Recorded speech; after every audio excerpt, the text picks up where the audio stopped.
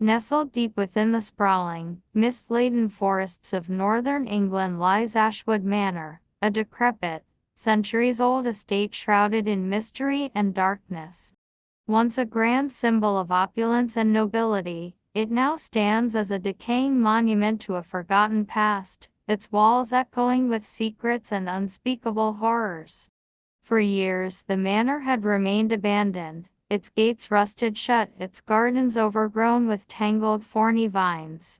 Yet stories of strange occurrences and ghostly apparitions had kept the locals at bay, ensuring that the estate's eerie silence remained undisturbed. But curiosity often proves irresistible, especially to those with a penchant for the supernatural. Enter Amelia Roth, a determined and skeptical journalist with a reputation for debunking myths and legends. When whispers of Ashwood Manor's haunting reached her ears, she couldn't resist the lure of a potential scoop.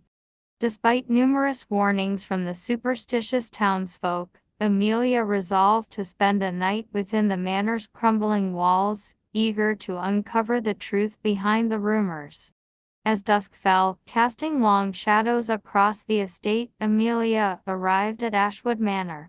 Armed with only a flashlight, a notebook and a camera, she forced open the rusted gates and stepped onto the weed-choked path leading to the manor's grand, yet ominous entrance.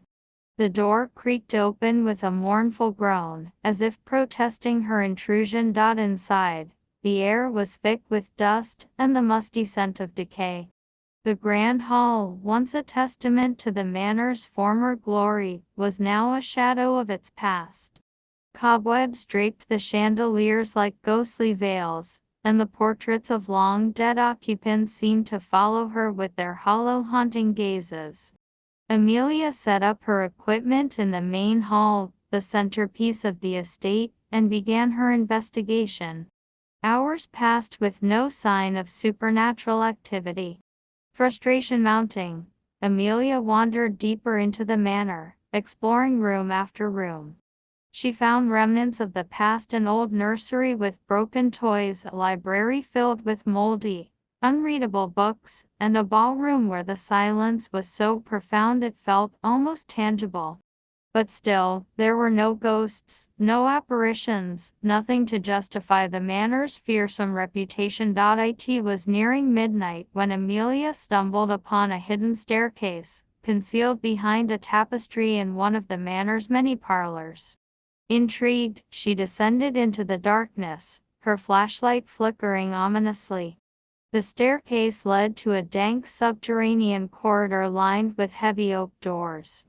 The air here was colder, and an unsettling silence pervaded the space.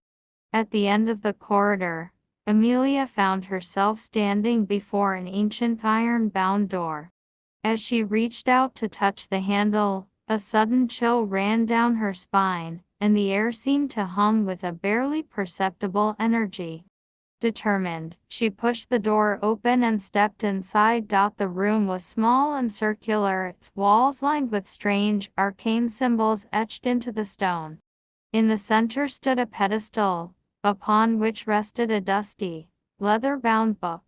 As Amelia approached, the temperature plummeted, and an eerie disembodied whisper filled the air, sending shivers down her spine. Ignoring the growing sense of dread, she opened the book and began to read.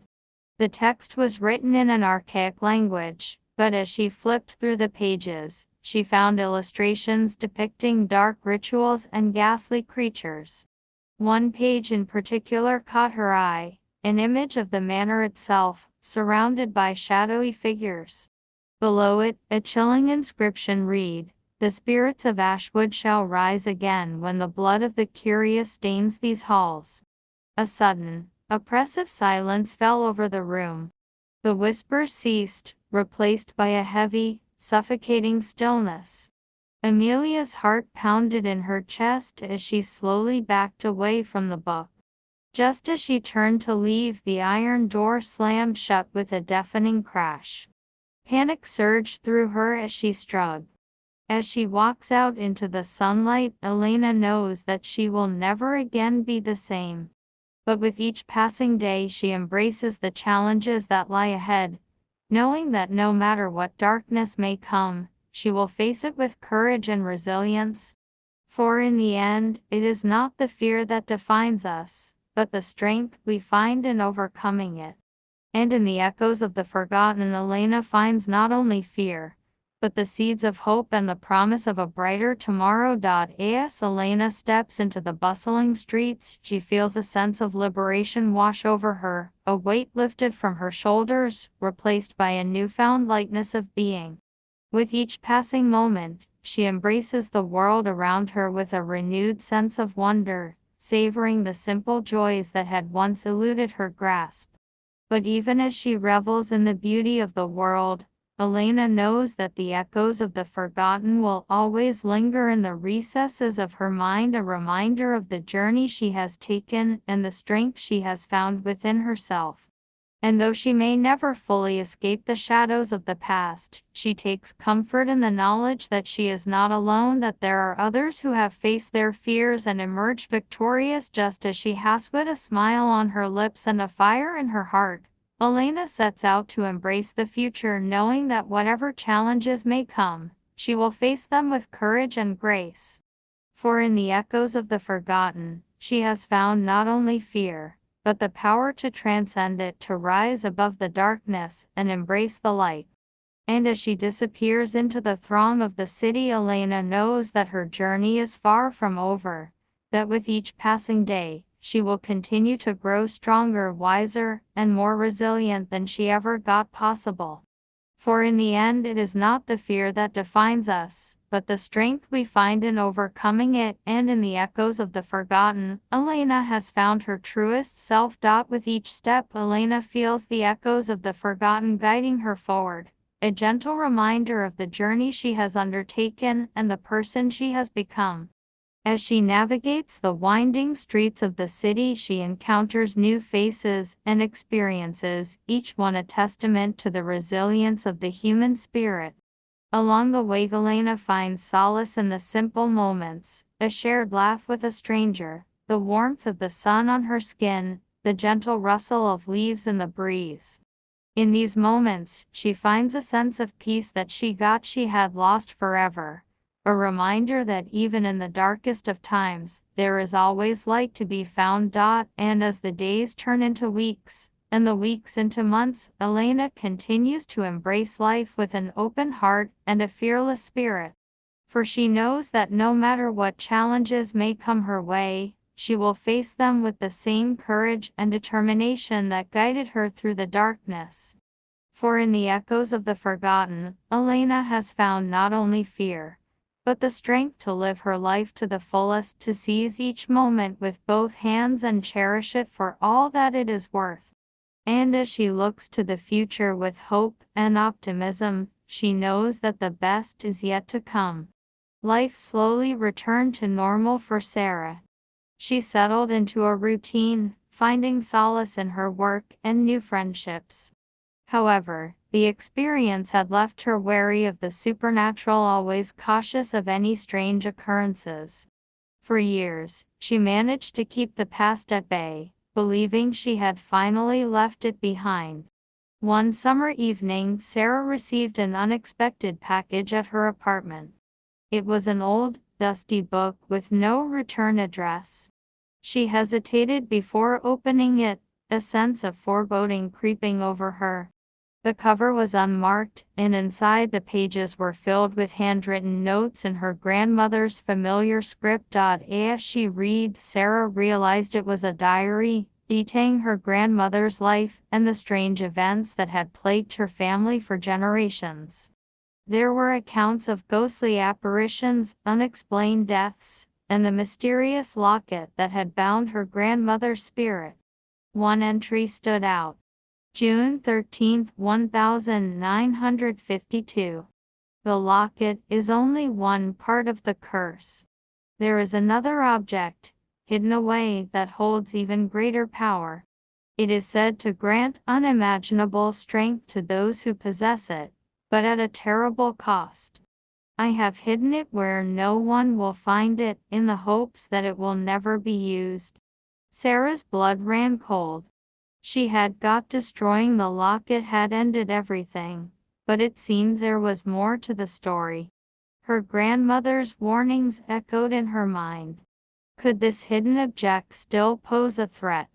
Determined to uncover the truth, Sarah decided to return to her grandmother's house one last time. She needed to find the hidden object and ensure it could never harm anyone again. With a heavy heart, she made the journey back to the secluded house in the woods. The house, now covered in vines and overgrown with vegetation, seemed even more menacing than before. She stepped inside, the air thick with a sense of foreboding. Using the clues from the diary, she began her search, scouring every nook and cranny of the house hours passed, and just as she was about to give up, she discovered a hidden compartment beneath the floorboards in the attic. Inside, she found an ornate wooden box, covered in strange symbols. With trembling hands, she opened it. The box contained an ancient-looking key and a small, intricately carved stone. The moment she touched the stone, she felt a surge of energy course through her, visions flashing before her eyes, memories of her grandmother, her ancestors, and the dark rituals they had performed to keep the object hidden. Suddenly, the room grew cold, and a shadowy figure emerged from the darkness. It was a tall, spectral being, its eyes glowing with malevolent intent. "You should not have come back," it hissed, its voice echoing in the attic. Sarah backed away, clutching the stone. "What do you want?" she demanded, her voice shaking. "The power of the stone is mine," the figure growled. "Your family has kept it from me for generations. But now, you have brought it to me." Realizing the gravity of the situation, Sarah knew she had to act quickly. Remembering her grandmother's diary, she recalled a passage about how to destroy the stone. She needed to take it to the ancient oak tree in the forest and bury it at its roots. With the figure closing in, Sarah ran from the house, the stone clutched tightly in her hand. She navigated the dense forest, the spectral being in relentless pursuit. Finally, she reached the ancient oak, its gnarled branches stretching towards the sky. With a desperate plea for help, she began digging at the base of the tree. The ground was hard and unyielding, but she persevered. As the figure drew closer, she placed the stone in the hole and covered it with earth. A blinding light erupted from the ground, and the figure let out a terrifying scream. The light enveloped the specter, pulling it into the earth along with the stone.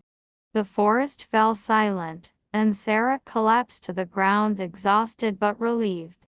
She knew that the darkness had been vanquished, and her family's curse was finally lifted. The ancient oak stood as a guardian, keeping the evil at bay.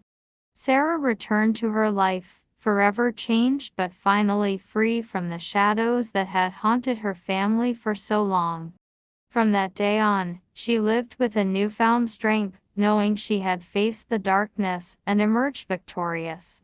And though the memories of that night would never fade completely, she found peace in the knowledge that her grandmother's spirit was finally at rest. Years passed and Sarah's life grew increasingly peaceful. She married, had children, and rarely got of the dark days that once overshadowed her. The haunted memories seemed like distant dreams. However, the past has a way of resurfacing when least expected. One crisp autumn morning, Sarah received an urgent phone call from her brother Michael. He had inherited their grandmother's old house, though he rarely visited. His voice was strained and panicked. "Sarah, you need to come to the house," he said. Something isn't right." Sarah's heart sank. She hadn't told Michael about the stone or the spirit she had vanquished years ago. She had hoped the curse was broken, but it seemed the darkness had returned. When she arrived at the house, Michael met her on the porch, looking pale and shaken. "I found this in the attic," he said, holding out an old dusty book, another diary, but this one belonged to someone named Elias, a distant ancestor. Sarah took the book and flipped through the pages. It was filled with dark rituals, summoning spells, and notes about powerful artifacts. One entry caught her eye. October 31st, 1885. The stone and the locket are but parts of a greater whole. The key must be kept safe, for it is the final piece. Without it, the darkness will never be fully contained. Her mind raced. The key she had found with the stone, it must be the key mentioned in the diary. She had got it was just a keepsake, but now its true purpose was clear. They needed to find the locket opened and seal whatever evil was left behind. Together Sarah and Michael scoured the house searching for any clue that might lead them to the lock. Hours passed, and just as they were about to give up, they found a hidden door in the basement, concealed behind a false wall. The door had an intricate lock that matched the key perfectly. With a deep breath, Sarah inserted the key and turned it. The door creaked open, revealing a dark, narrow passage leading underground. They followed the passage, the air growing colder with each step. At the end of the tunnel, they entered a cavernous chamber. In the center stood an ancient stone altar, covered in dust and cobwebs. On the altar lay a book bound in dark leather, its cover adorned with strange, glowing symbols. Michael approached the book, but as he reached for it, a cold wind swept through the chamber, extinguishing their lantern. The shadows seemed to come alive, swirling around them. "You should not have come here," a voice echoed through the darkness. Sarah recognized the voice immediately, the spectral figure from years ago. It hadn't been fully defeated, only weakened. She stepped forward, holding the key tightly. "We're here to end this," she said firmly. The figure materialized more menacing than ever. "You cannot stop what has already begun," it hissed. Ignoring her fear, Sarah placed the key on the altar, next to the book. The symbols on the cover began to glow brighter, and the ground trembled. The spectral figure shrieked in rage, lunging at Sarah. At that moment, Michael grabbed the book and began to read aloud the incantation written on the first page. The words were ancient and powerful, resonating through the chamber. As he read, the shadows recoiled, and the spectral figure writhed in agony. "Keep going," Sarah urged, her voice shaking. Michael continued, his voice growing stronger with each word. The chamber filled with a blinding light, and the figure let out one final, ear-piercing scream before disintegrating into nothingness. The light faded, and the chamber fell silent. The oppressive cold lifted, replaced by a warm, peaceful energy. Sarah and Michael knew that the evil had been banished for good this time. They left the cavern, sealing the door behind them, and emerged into the crisp autumn air, feeling lighter than they had in years. The curse was finally broken, and the shadows that had haunted their family were gone forever.